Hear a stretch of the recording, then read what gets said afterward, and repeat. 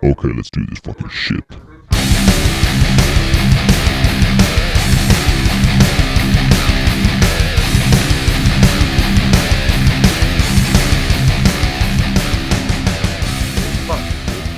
It's been a while. I don't even. Last time we saw each other is when we did the show together, right?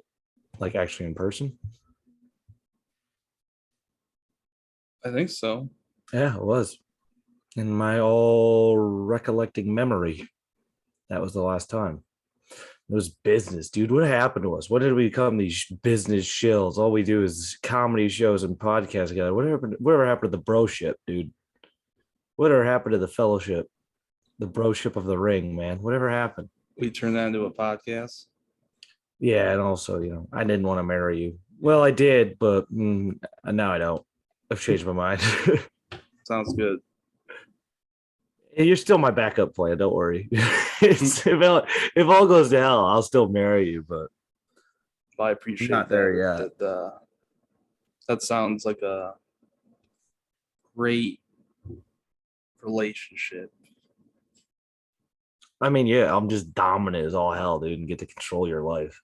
I'd be pretty independent. No, you would. I mean, you'd be independent. We wouldn't be codependent. We'd be independent, but I would be controlling and dominant. But why would we? I'd rather just be single and be friends.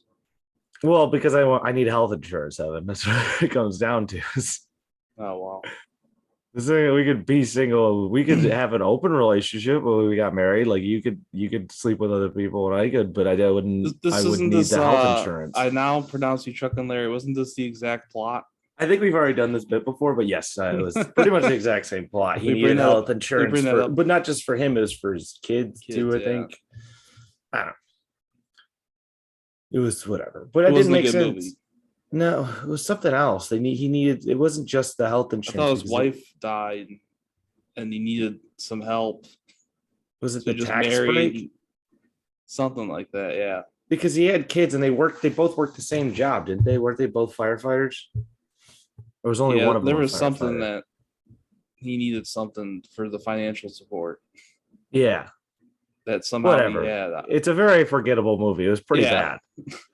We don't remember the plot. It weirdly tried to be trying to be very progressive, but now is not aged well. Yeah, now is not progressive at all. And then it's like it didn't even double down on making gay jokes. It kind of made gay jokes while trying to be progressive, and then ended up in a weird where no one likes it kind of movie.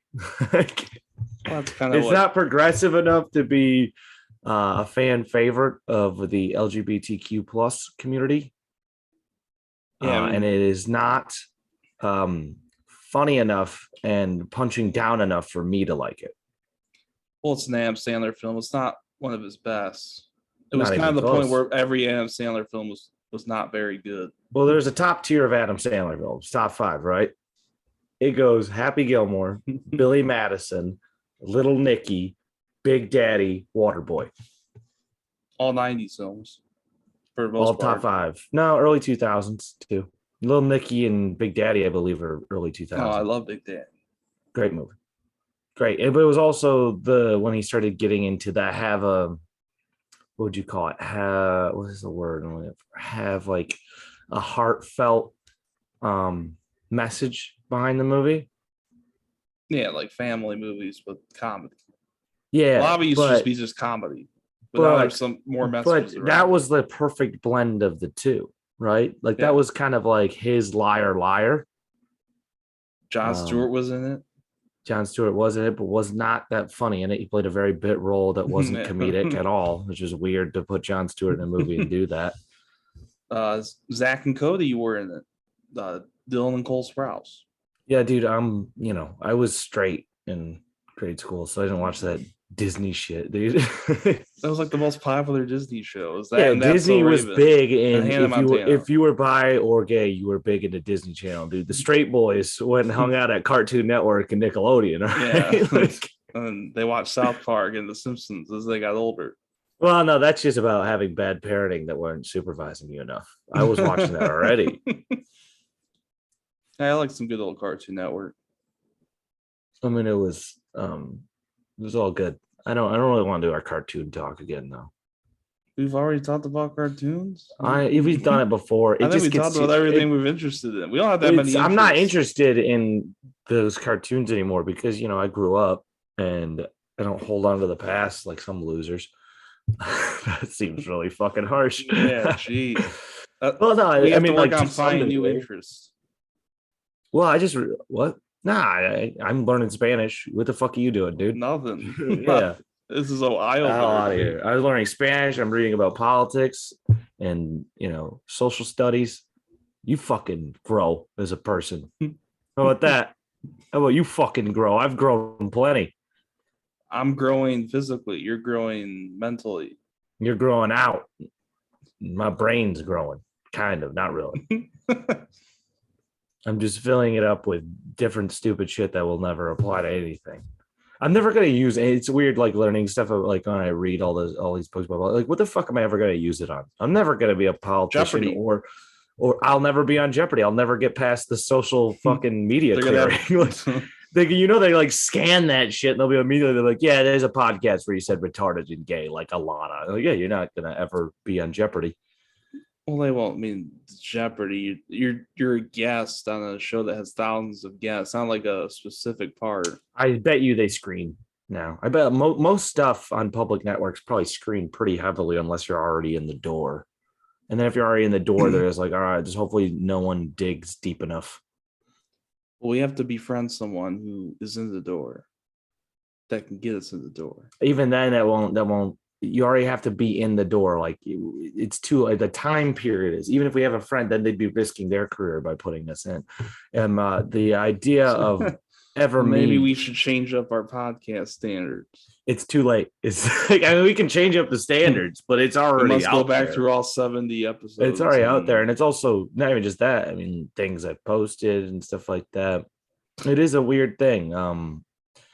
We all are. It's like I don't want to get into like the whole thing, but we're all like playing this game of publicly attacking people who have done things that a lot of us have done or still do, but we just do it behind a fake wall to create a ideology. No, not even a filter. Like we will do it in our private lives. We just don't do it publicly because we need to create this fake wall to create like this ideological fucking version of ourselves for people to look at as moral compasses to follow. And that's why I don't trust people. When someone does that, when someone is like an all like sporting like moral crusader or something like that, I'm like, you got fucking demons in your closet for sure.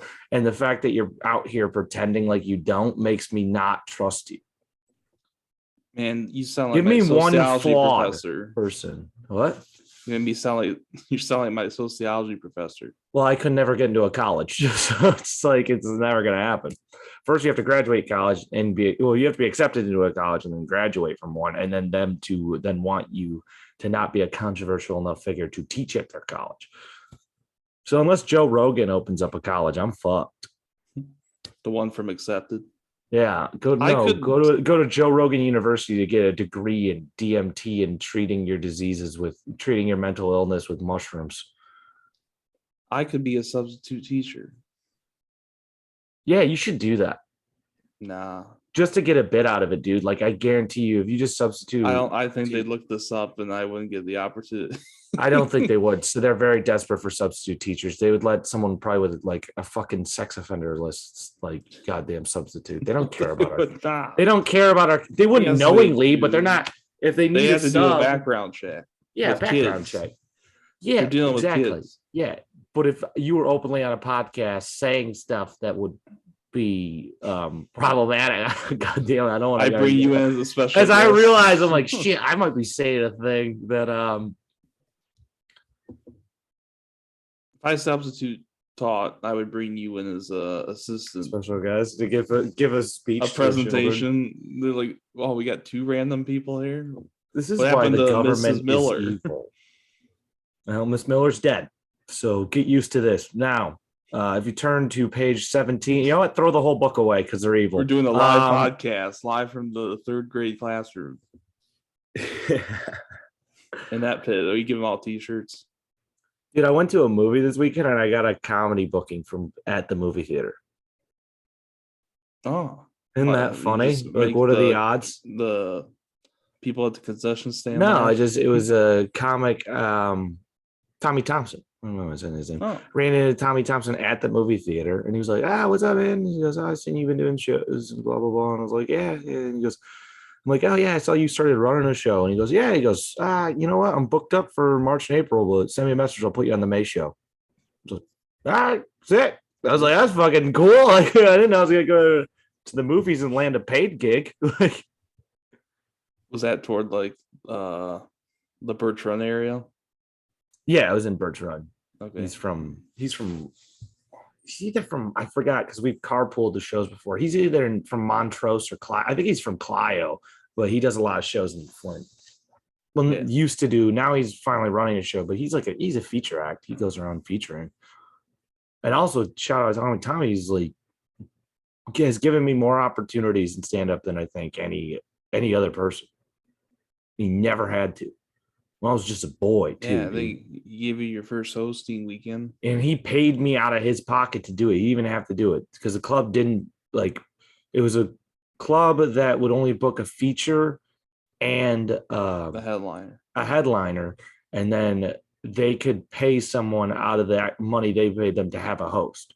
So usually they would, like, one of them would, like, a feature or a headliner would do that so they could fill up some of their time. Because they still wanted a certain amount of time for the show, but that's not normally, like, it would bleed into like having a feature or a headliner doing like an extra 10 to 15 minutes. So he paid me with his money to fucking host at that show. That's I didn't know that. Yeah, it was really cool. And also, stupid thing on that show, Mike, the headliner, Mike Bonner, really liked me, and he was going to do a show at the Improv in like Cleveland. Yeah. And he wanted me to come on and do 10 minutes down there.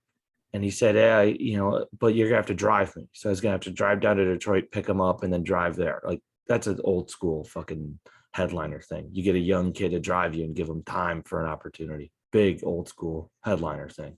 I don't think that really goes anymore, but that used to be like, that's a very big 80s, 90s headliner thing. I was like, fuck yeah, dude. And he gave me his number, and I called him and left, and he didn't answer. And I left the voicemail, and then I texted him. I just called him. I didn't even text him because he was older. He's like late 50s. So I was like, he probably doesn't even text. Right. So I called him and left a voicemail, and he never got back to me. And I'm like, and I was like, now with older and experience, like at the time I was like, oh man, he's probably just lying, or he probably like changed his mind about me. And now I'm like, nah, dude, you just probably should have just called him a fucking game. Like, he probably just forgot, or just didn't look at his voicemail, like, or just didn't get around to it. I probably could have performed at an improv when I was like fucking 19. Maybe like, I don't know, actually be a headliner right now. Yeah. I would have stuck to the path. That was like so stupid looking back. I'm like, I should have just called him again. Why didn't I do that? Because I was just insecure. Yeah, you're too afraid. And I bombed on those shows. Well, what were you doing, like 5 minutes? I think I was doing 7. Yeah. 7. And then I had to do all these introductions and shit. And I had to like explain the rules, and then explain like the club wanted me to explain some shit about it, like how they run stuff in certain specials and shit like that. So I was supposed to do 7 minutes, but I had to do clean. Yeah. And I didn't have clean material. So I had to write 7 minutes of new material to do for my first weekend. So no wonder.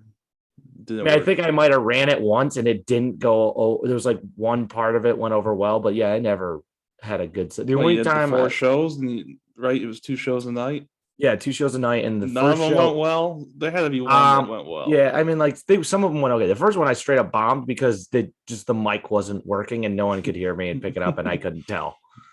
Okay. So and then they figured it out. Like Tommy figured out his feature set so that I could figure it out for the next one, because there's what we found out is there's a dead spot on the stage. Or just for some reason the way the sound was set up, it wasn't the greatest club. It was more like I've been there once. Yeah, it wasn't the greatest club. But the way the audio was set up, it was just conflicting at a point where it would have a dead spot on the stage. which sucked. Or also, if you held the mic in a certain way, the wires sucked. It was a shit. It was weirdly a shitty club with really, really, really, really nice food. Like it's very high end food, very expensive. Like in like all of the waiters and stuff were like dressed up very Well, it's nice. like It a was like restaurant with a club in the basement. yeah, I mean essentially, yeah, it was like a fancy restaurant that also had a comedy club in the basement.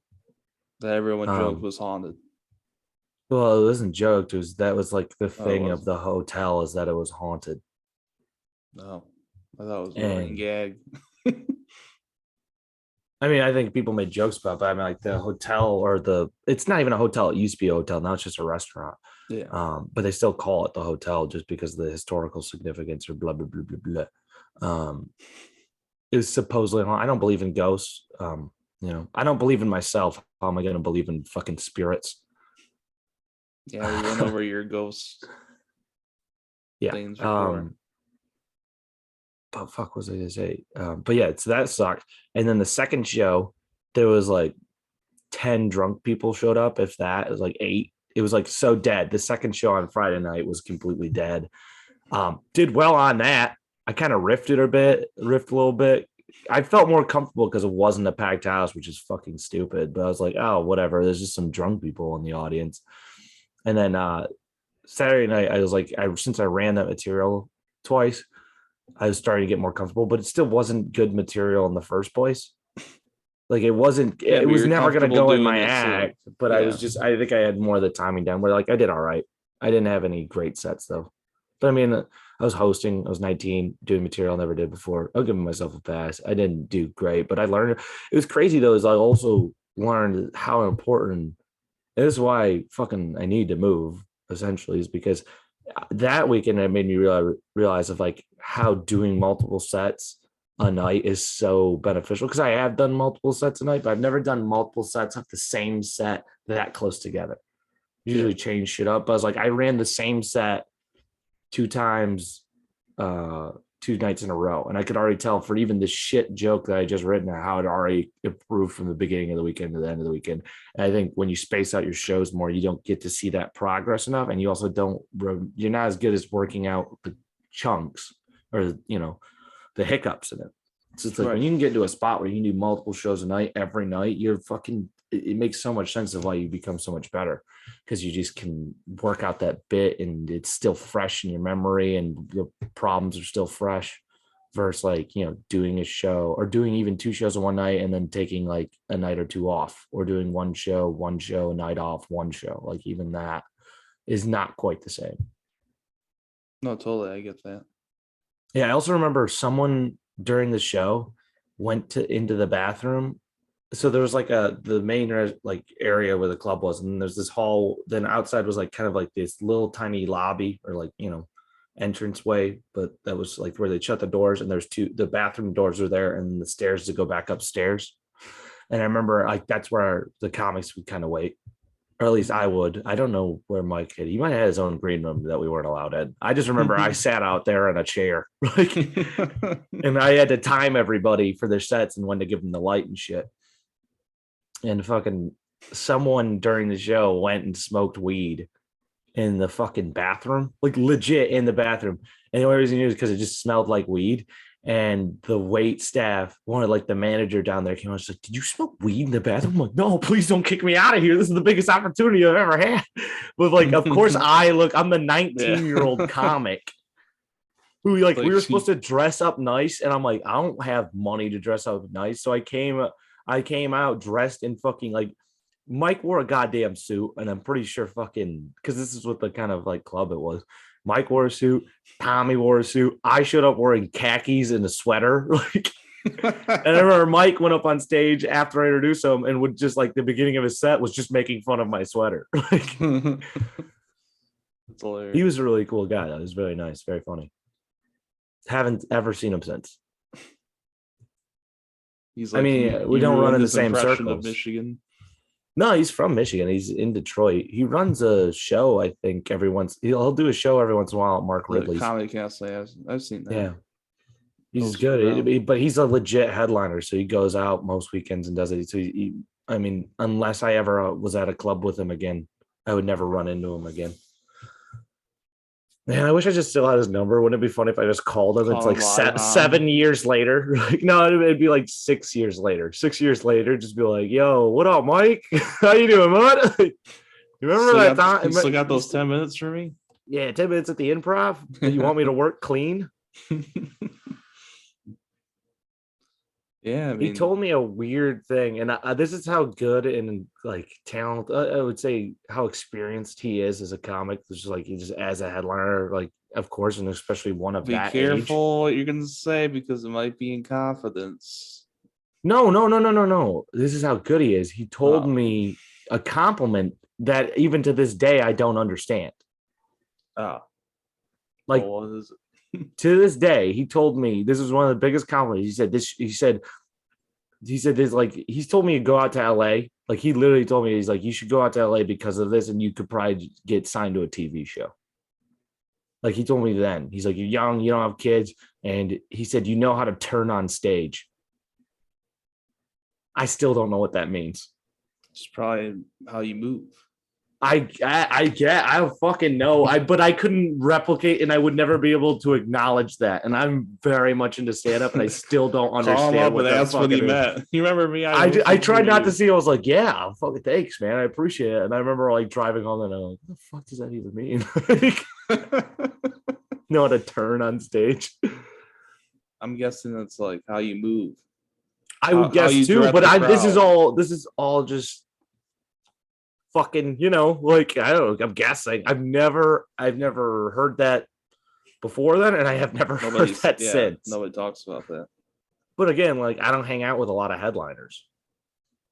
Any. Yeah, I mean, like real headliners that like go around doing, headlining clubs on the regular. I've hung out with people who have headlined. yeah, they're cool to hang out with. I People in mean, the you have scene who don't too. headline. Like we've hung out and done shows with people who have headlined, but not people who are like headlining every weekend or a Yeah. regular headliner. Most of Like those people are out, New York and LA. Yeah, or just very ingrained in it where they can live wherever now because they have enough credits. Yeah. Someone like Mike, like he doesn't need to be out there anymore because I think I think in his mind probably went out as far as he was going to out there and needs to focus on other shit. Also, dude's like a car salesman by day. I know because I called him. I called him and his voicemail was all about if you want to buy a car from him. It's kind of cool. Maybe he can hook you up on a deal for another car. I don't need a car right now. What the fuck were we talking about? Oh yeah, that headline weekend. And yeah, Tommy, shout out him. Great guy. I used to do a lot of shows with him back in the day. He was always really nice. It still is really nice. It's been a while since I've seen him. He's out of the loop now. He's a pretty regular feature out and on the road. He doesn't really do many shows around Michigan that aren't, where he's already featuring. It's not like I'm gonna run into him at a lot of the shows I do. I remember he asked me once to do a guest spot. It was like some fundraiser for like the little league in Clio or something. Yeah. Like at some random restaurant bar, and he's like, "Yeah, come and do a guest spot." And I just ate it. I did. Yeah. I ate it. He was such a silence, and then after he's like, "It was good." I'm like, "No, there wasn't." He's nice. It was so bad. You could tell when people were leaving, they kind of looked at me and were just like, "That guy was not funny at all." Well, I've ever told you about the worst thing I've ever heard an audience member say. I remember it was a long time ago. I think I was 19 or 20. I mean, this is before I could legally drink. And I remember I was at doing a show in Kalamazoo, and I was there with Abby, very funny. Abby killed, and I bombed very fucking hard that night, like one of the worst bombs I've ever had after I'd already started, of course, because like my first show was the worst bomb. Also, that one time me and you did that competition when we were like not even 10 sets in Detroit, and then like we went there and they're like, "Oh, by the way, you Farmington have to do Hills." Yeah, and it was at a restaurant, dude. It was at like a fucking Chili's, and like most people didn't even know that there was a comedy competition going to happen. Most people didn't listen. There's kids running around the aisle, and then right before I got there, yeah. By the way, you have to do clean material. And I was like, no one fucking said that on the way. So there was another one where I was like, all right, he's got to make up a clean set, and I had to change all my jokes. I remember Brett was there. It was like one of the like second or third times we met Brett, or at He least I won. did. Yeah, he won. It's not saying a lot. There was it was a lot of duds, dude. It was a lot of people who have never done comedy since. I remember the host walked around with the wireless mic table by table, just asking him how they're doing. I thought that was pretty funny because it was right in the that middle wasn't of the the host. restaurant. That was the closer. Oh, I don't I want don't to say remember his that night name at because I'm all. going to talk shit about him because he stole a Daniel Tosh joke and now identifies as asexual. I don't care about his new found sexuality or openness about it. He fucking is a joke thief in my book. But What did the wow. Kalamazoo say? Oh, they just went up to Abby after the show, and there's like we were kind of like standing by the doorish where our table was, and they walked up and they were like, "Oh, good set, guys, good set." And then like one of them shook hands, like, "You're very funny." Oh fuck, I have this whole story wrong. That's how it happened. I don't know why I thought that was it because I remember being by the door. What happened was I was coming in from having a cigarette and I held the door open for these two people. And they went, I'm like, oh, thanks for coming out, guys. Cause I used to always do that. I used to be such a I'm just happy to be here, like kind of comic where I would thank people as they left the show, like, thanks for coming out, guys. Thanks for coming out. As like, I don't know, like it's a desperate way to hopefully get a fan base. I mean, honestly, like people, you probably do that and it works. Like, well, now it's before so we go, what's uglishly, your it's Twitter so handle? uglishly like unauthentic of me. I could never do that now. Yeah. But I remember holding the door open for him. Like, oh, thanks for coming out, guys. And they go, oh, yeah, thanks. It was a good show. And then I remember as soon as they still were walking out the door, she turned to like her boyfriend or whatever. And she's like, that was the least funniest guy on the show. And I was like, oh, that fucking hurt real bad. I have feelings, you know. Well, she didn't. She wasn't trying for me to hear. I could tell she was whispering it. She whispered it too loud, or I have too good of hearing. And it happened to me once doing the show when I was younger, like a teen. Someone literally, I think, I was literally earshot. I was literally right here, and then someone like that young guy was not funny. I smoked a cigarette during this set, and I'm just like, well, Yeah. hope you had more fun. I did have once a lady while I was hosting a show in Bay City fucking scream at me out from the stage, actually from the doorway of the bar as she left, because she was walking out of the bar and she was so mad. She just kept screaming, "You're disgusting. You disgust me." And she was like halfway out the bar already. I never even talked to her. She just didn't like my material that much. I don't know if you were at that one. Or you just I think you would remember if no, I wasn't at that one. You would remember. It was fucking ridiculous. It was an insane way to start a show. There was nobody there already. There's already nobody there. Oh, so you were hosting. You just I was the host. There's nobody there, and then I walked like one of the audience members. Not even just walked them in a scream, like I mean, howling at me at how disgusting I was. I did some fucking shitty. Which is funny because I've now seen. I think I've talked to you about this before. Louis C.K. ended up doing a bit with the same premise of this joke after I told it, but actually in a very funny Louis C.K. way, and not a shitty me still new at comedy could not possibly tackle this deep and controversial of a fucking topic. I used to do a bit about I only did it a few times because it didn't fucking work, but I thought there was something to it. Was that it was a joke about abortion and about how I think abortion should be. What the fuck is it? Abortion. I'm trying to remember how it goes now. I agree. Abortion should be legal, but only if you eat the baby.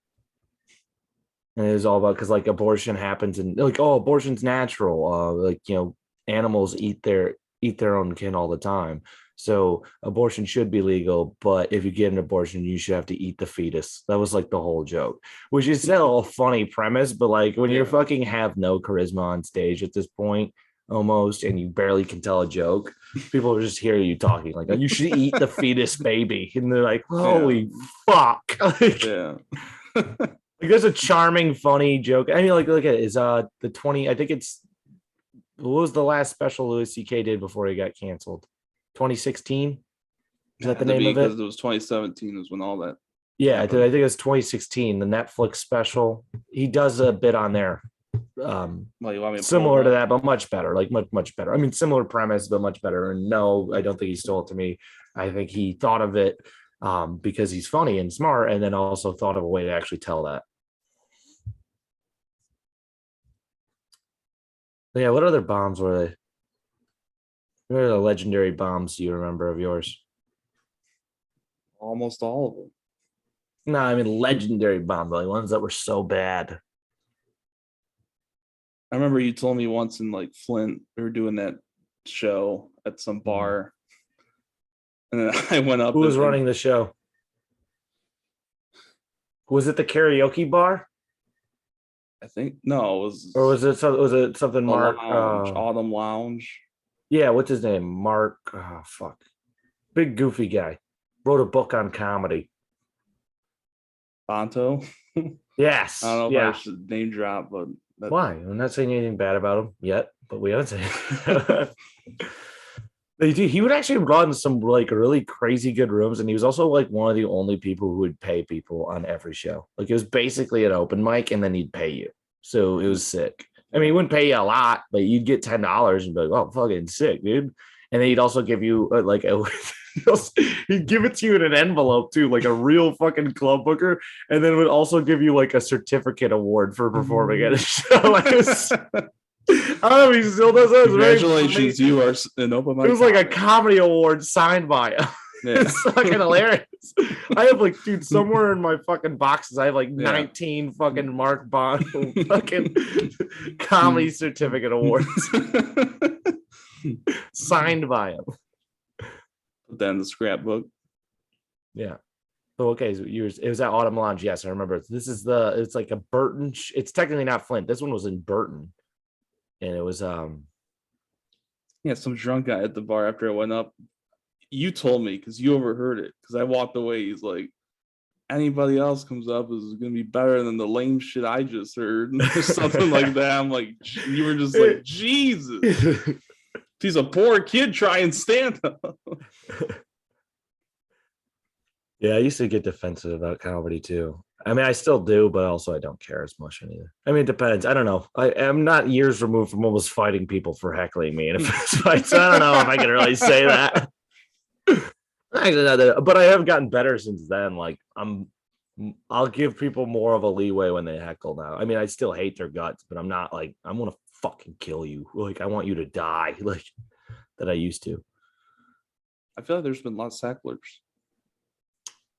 Depends on the venue, I guess. Maybe the venues you're doing. I'm also going to compliment. I mean, honestly, the only way I can think of this, and this sounds weird because I'm not a huge fan of it, I'm honestly gonna say I think that's because of Joe Rogan. Explain. Well, he's hugely like broke into the mainstream. I mean, #1 podcast.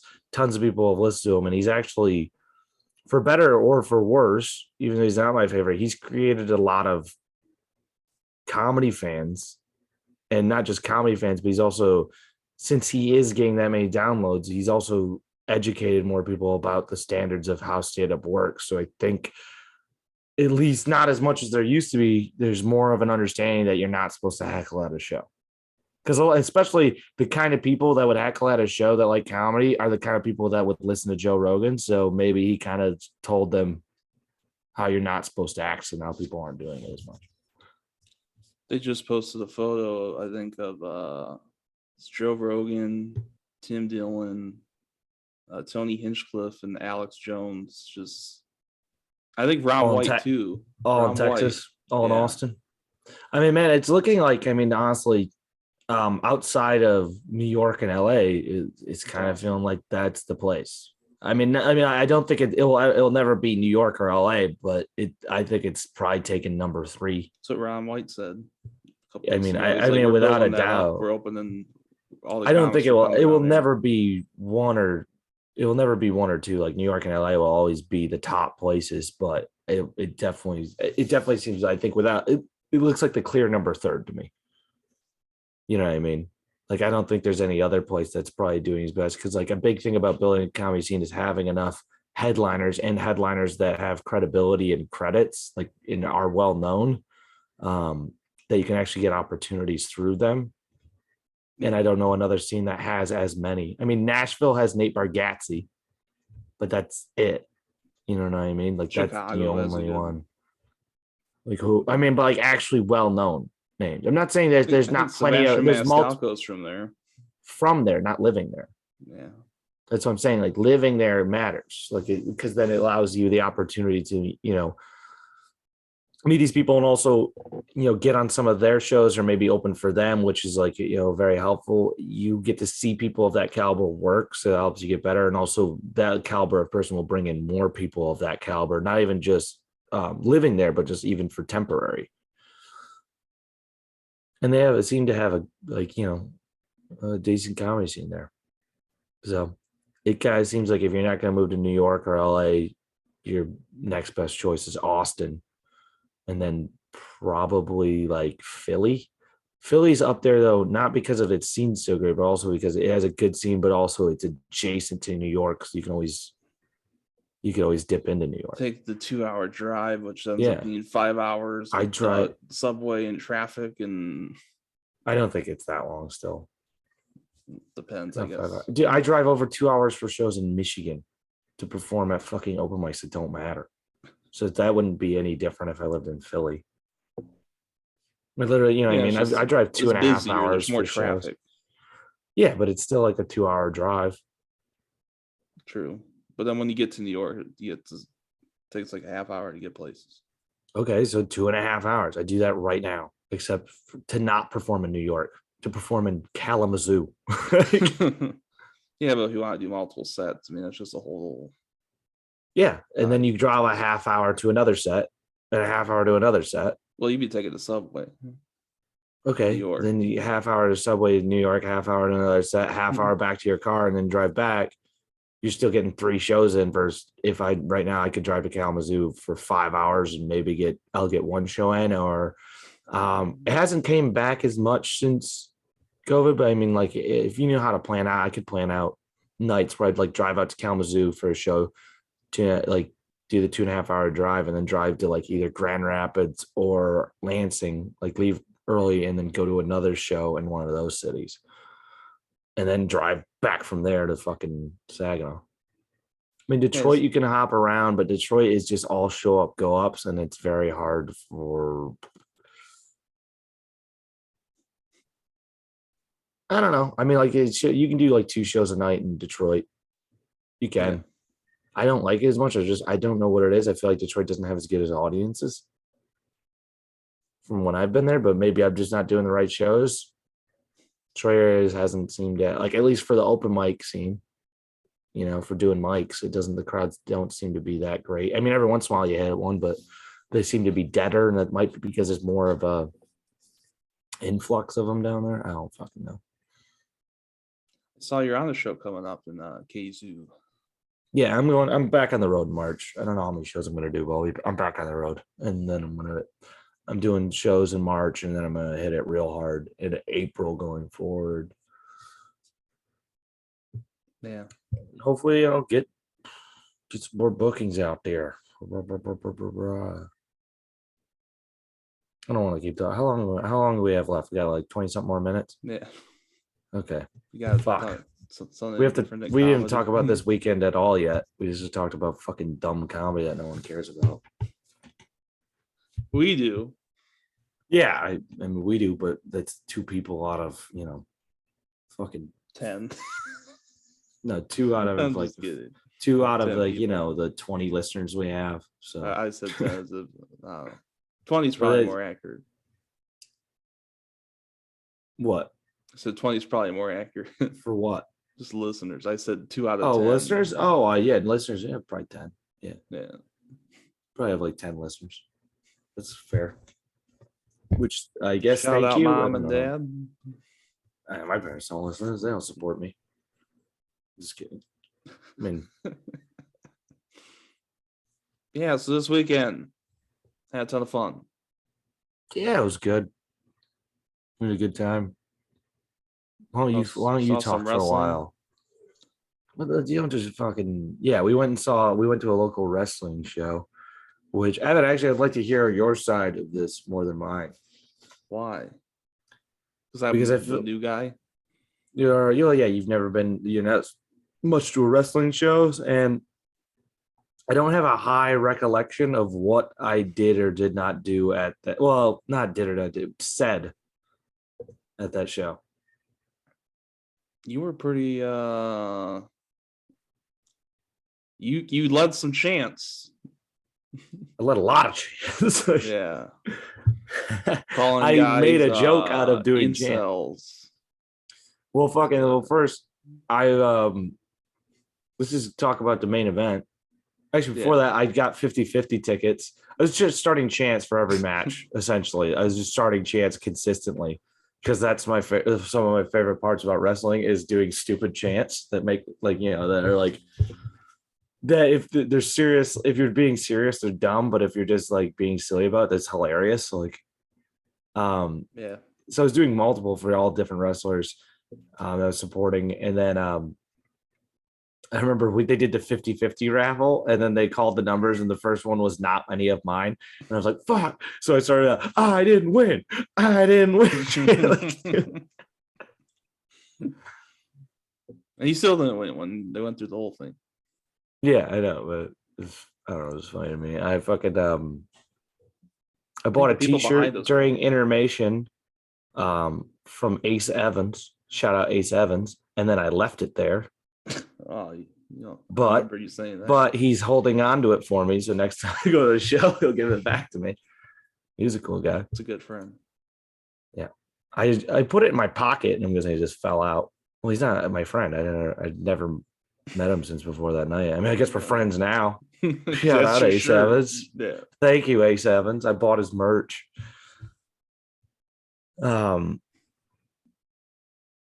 Fuck, what was it though? Oh, the main event. It was I don't remember the guy's name. Sean something, right? Do you remember it? Yeah, he had a sidekick. He had Sean something. Sean something. He wore his whole gimmick was kind of like ripping off. Well, not kind of. He was ripping off the Purge movie. He'd wear a Purge mask to the ring, and his chant for when he's fighting is Purge. And he says a bunch of spooky, stupid shit that doesn't make any sense. And then the match was him versus Roy, the Working Man Williams, which I mean a true people's champ. Working and he was just in a fucking man. Working. Yeah, that was the whole night was basically that chant. Working Man, yeah, dude. Yeah. Well, then I was just doing, and then I was creating up chants that have to do with. I think I love the gimmick as just a babyface. It's like, yeah, Roy, the Working Man, because he's got a fucking job, dude. Like, motherfucker working works overtime today. He wears like, what do you call those jump? It's not a jumper, but fuck, I can't think of the word for it. The one pieces that you wear for like a fucking overall blue collar job, not an overall. It's fucking something else. God damn it. God, I can't think of the name. I don't know what the fucking name of like a one piece blue collar outfit. Like if you are like a garbage man, you'd wear it, or like anyone who works, like you'd wear it outside if you're working like construction sometimes if it's colder. It's like a one piece blue collar outfit. What the fuck that's called? I was gonna kill me. I know the name of it. It's on the tip of my tongue. I just can't think of it right now. Well, it's God. Nothing. Uniform. Yeah, there's a name for that. Fucking, I want to call it a jumper, but it's like a blue class. It's like a blue collar jumper. I fucking can't think of the name of it. Fatigues is the next one, but that was like, I don't fucking know. That's more military. Yes, a pullover. Wow, we're intelligent. Yeah, I mean, I fucking tried, man. All right. Well, he wears that, except they're cut. He's got the sleeves cut off on it. And I don't know. I was just making a bunch of chants that have to do with like working a job. Do you remember all of that? I don't remember all. We were all our group was joining in. Yeah. I was like, "There's no vacation today." Yeah, we just saying shit like that. Yeah, like overtime. Overtime. He's got that PTO. Yeah. What was that? It was like no lunch breaks. Yeah. No, it was no paid breaks or something. Yeah, something like that. Something about health. I did something about HR, or maybe your insurance. health insurance. Yeah, I know, but no, I started like a health those insurance benefits chant. or something. Benefits Yeah, or something like that. I did one about health insurance. I did a 9 to 5. Yeah. double shift. Double time. Yeah, double a double shift. Yeah, it's all just work. I just kept doing working references, saying that the other guy didn't work. He don't work. He like he don't care. His welfare ran out. Like his unemployment ran out. Kick his ass working, man. It was a weird match because you had to pin the guy, and you had to It was a dumb match that made no fucking sense. It was first off called a Pandora's box match. Where Pandora's box is about not opening it, not about putting a human being in it. Pandora's box is how original sin happened. Who was that? You were laughing and making a comment. You're like, "Is this a so and so directed match?" Oh, Vince Russo. Yeah, is Vince Russo directing this match? You gotta pin him and put him in. Yeah, Vince Russo is notably. Obstacles. Vince Russo is known notably for being a booker during like the late 90s, early 2000s, and even like a little bit longer. That just booked all these really dumb, ridiculous match types. Shut up, cat. Dumb, ridiculous match types that made no sense. They're just convoluted and the rules were stupid. And that's I was like, oh, it's a Vince Russo match. Yeah. What was the other one, man? I did a lot. Oh, yeah. And then the other guy, he had a fan base made of like kind of what I would call losers. Like, I mean, because he's like what a fucking nerd thinks a badass is. Like, there were kids there wearing his mask. Yeah, well, not kids. They were fucking teenagers. I swear, they might have been 18, but they were like 16. Side. Like, yeah, I swear I saw like a couple 10-year-olds on the other side wearing that mask. No, you're wrong. He's not. 10-year-olds don't wear a heels mask. They don't cheer heels. The 10-year-old would never do that. 10-year-olds always love baby faces. Well, someone's got to root for the heels.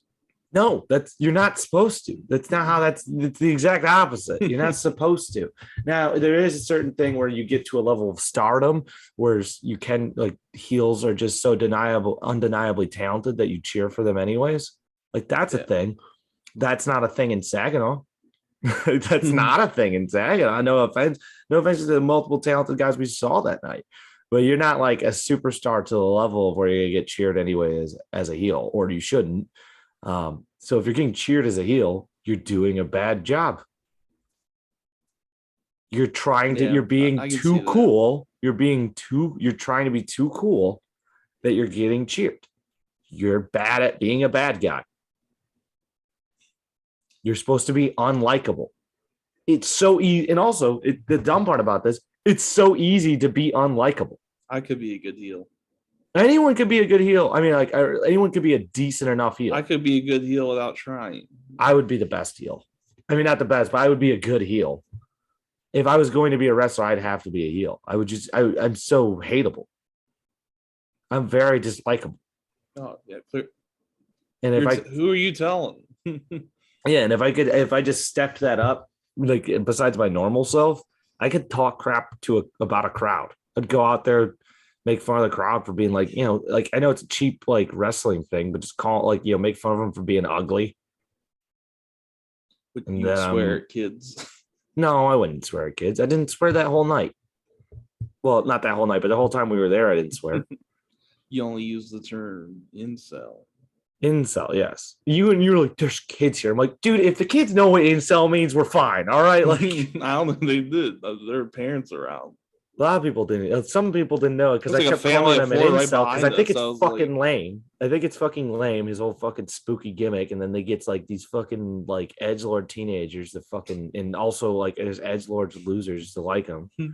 Fucking, they're essentially hipsters of the wrestling community. Yeah. To like him, to scream purge, purge. And I fucking hate it. So fucking when they were, and that's the other thing. His fucking chant was purge. So his fans would start, like, when he was like beating up someone, his fans were like, purge, purge, purge. And I changed it to turd, which I thought was Turd, funny. turd. And I'd get him to stop. I'd join in and be like, turd, turd. Yeah, it was a I fun ruined time. I ruined his own personal chant. He was pumping up to that. He's like, yes. Yes, turd, fuck turd, him, man. Fuck turd." himself for trying to get himself over when he's the fucking heel. This is basic wrestling formula, dude. Like, I'm not even saying I know a lot about wrestling, but it's basic wrestling knowledge to anybody. Like, this is any fucking goddamn, like, anyone who's even the veteran in the business or even knows anything slightly about the business would tell you, yeah, you're not supposed to get cheered as the heel. Well, we're changing things up. It's 2022. Everyone deserves equal opportunity. Well, then you're not a heel. All right, then we shouldn't have any heels then. Okay, then don't cheat. Then don't obviously cheat and do underhanded tactics when you're supposed to be when you're supposed to be cheered. Then I don't know. I mean, he lost. Spoiler alert. yeah, he did, and he lost his own dumb fucking Pandora's box match, and and I kept calling him incel, and then someone I can't remember someone in the crowd said something about like I don't know, but I don't know what it means, but that guy's I think one person got really mad at me that liked him. Yeah, you said that after. No, but like, even during they said something like I don't know what that is, but the other guy's a virgin. I'm like, yeah, incel. That's what that means, virgin. People didn't know what incel is. And then after we were leaving for the show, some girl was so upset at me. She like, I was like, oh, she goes, I bet you're a virgin. I'm like, well, I got a girlfriend, so you're actually wrong. I should, and I wasn't even mean about it. I should have been mean. Drew, I just kind of laughed off that you honestly that mad that I booed. First off, you could get mad at me if I was booing a face because then I'm being a kind of a dickhead. You know, I'm like, you're supposed to be cheering this guy. You're booing the face. You're kind of ruining the show. You're being an asshole. I'm booing the fucking heel. So no, honestly, you're the fucking asshole for getting mad that I'm doing the thing I'm supposed to do as an audience member. Yeah, the unwritten rule. I'm kayfabing cheering the face, what I'm supposed to do, and booing the heel, which if he's a good heel, he wants me to boo him. He should want me to boo him. He should go, yes, I'm doing my job. He's booing me. He doesn't like me. That's exactly what's supposed to happen. I remember we were right next to the Pandora's box and it had like barbed wire in it. It looked like shit. To be quite honest. I think someone was like, tip it over. That was me. Yeah, that was me. Once they put him in it, I started to tip it over. Tip it over. That would have hurt. Not really. Had barbed wire. It had some barbed wire. It had some barbed wire taped to the sides. Oh, that's I wouldn't want barbed wire running against your skin or getting dropped on it. I just don't. I didn't see. I don't know. It might have hurt. It might have cut him a little bit. Wire. I don't know. It's so funny. It's like calm down. Yeah, but that was that. I can't believe that girl got so mad at me though. She must really liked him, and she didn't like you putting him down. Well, the only thing I could think of that would only acceptable thing would be that was her boyfriend. Yeah, that'd be funny. But then she should. But if it was, then she should understand that he's the heel. That he's supposed to be booed. Well, like she would have an understanding. She was wearing his fucking dumb stolen purge mask that he just bought and then resells to people for more money. That's not merch, by the way. You can't just something you buy at the store. You can't resell as merch. He signs it. That's still not. That's an autograph then, but that's still not merch. That's his merchandise. Then. But he doesn't sign it. He just sells purge masks. It's just such an edgelord thing, and I like Dark County, but I'm so over that. I hate edgelord shit. Like it's just annoying as fuck. As much as it's like the opposite side of like I hate super woke, like the woke progressive people, but I also hate edgelords that think like they're badasses. And it's like, dude, I would fucking beat the shit out of you. Like, yeah, like some skinny kid who wears like a Hail Satan shirt and paints his nails and it's like, yes, I'm fucking dark, I'm serious. I'm like, I'm gonna fucking punch you in the head. I want to give you a fucking wedgie and teach you your place. You know? And I don't feel like that often. I just hate people. Like, it's fine if you're not a badass. I'm not a badass, but don't act like you're a badass or that you're like that you're a hard ass when you're not. And that shit fucking irritates the fuck out of me. Well, most of these people are teens. Yeah, I want to fight teenagers. You got to think about what we were doing when we were teenagers. I wasn't being an edgelord. No, we were. I mean, I was to maybe a humorous standpoint. Like I was doing a lot more of like super edgy jokes with my friends, and sometimes they were only for the sake of being edgy. Like I get that, and I like controversial jokes, but I do see like a point of mine, like humor sometimes in high school, like teenagerhood was like, sometimes that was overboard. Like that was overboard for the sake of being overboard. Yeah. But no, I wasn't like fading anything. Honestly, I've realized a good part about me, but for better or for worse, I'm a very transparent person. And there are pros and cons to that, but it's who I am. I'm very transparent. Like if I don't like you, I'm pretty open about how I don't like you. And if I like you, I'm pretty open about that I like you. And I'm a fan. Stuff I like, I'm very open that I like. If I don't like stuff, I'm pretty like it. So I don't bullshit, but that's also not always a good thing. Like sometimes you're supposed to be nice. Sometimes you have don't to spend. Tell me that you like me. You tell me that you don't like me. No, I tell you I like you, joking around. But I mean, for better or for worse, like because sometimes it's nice. Sometimes you're like, it's good. These are real. He's being honest all the time, very transparent. You can know what it is. But then sometimes, I'm in situations where I'm supposed to spend time with people I don't like, and it's very difficult for me to. I either shut down or I either become an asshole, or I just have to do an image, and it becomes overwhelming. So it's overwhelming really for me to act nice to this person I don't like. It's it is, and I'm not saying that's what I'm saying. There's pros and cons of being a transparent person. Like like there's the pros of like, okay, you can get pretty much a lot of just honesty from me. You're not going to really have to deal with lies or me pretending to like you or thinking you have a fake friend in me or anything like that.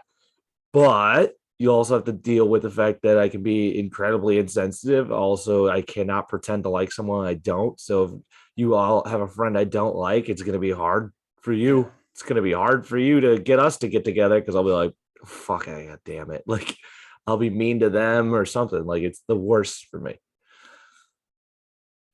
But all right, let's do plugs. If you're watching this on YouTube, that wasn't a funny way. Farts. Yeah. Jokes. Okay.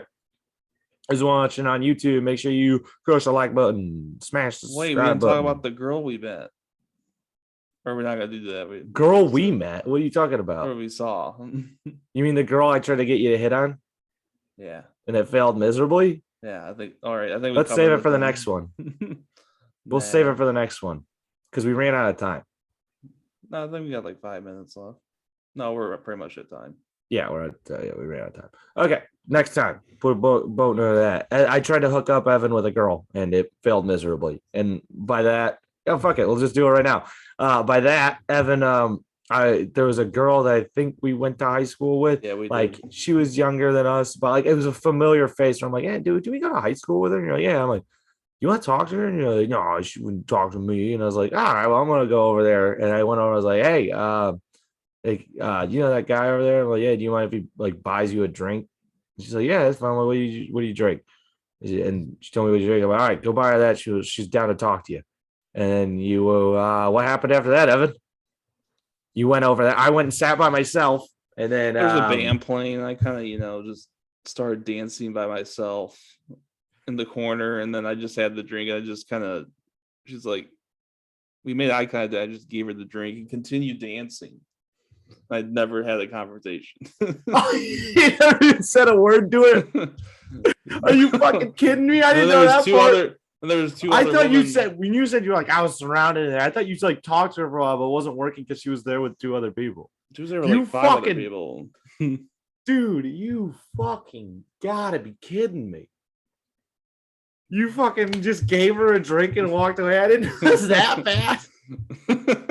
I didn't watch. I was trying to be nice. I thought you would have been like, what you were supposed to do is like go, hey, here's a drink. Let's talk. And then you go sit down with her and talk with her somewhere else. Nope. No, you're fucking. That's hysterical, though. I wish I would have watched now. As you Yeah. dance in the corner, make eye contact, I go hand her a drink, and then kind of dance a little bit, I and continue then to dance again. There's and two other then women that walk came away. in. We twirled with each other Oh, you twirled? with like two women, and then they went sat back down. And I was just still dancing alone. Well, there was that full bar just laughed at me. Really? I think they were staring at me, but I was just like it was crazy.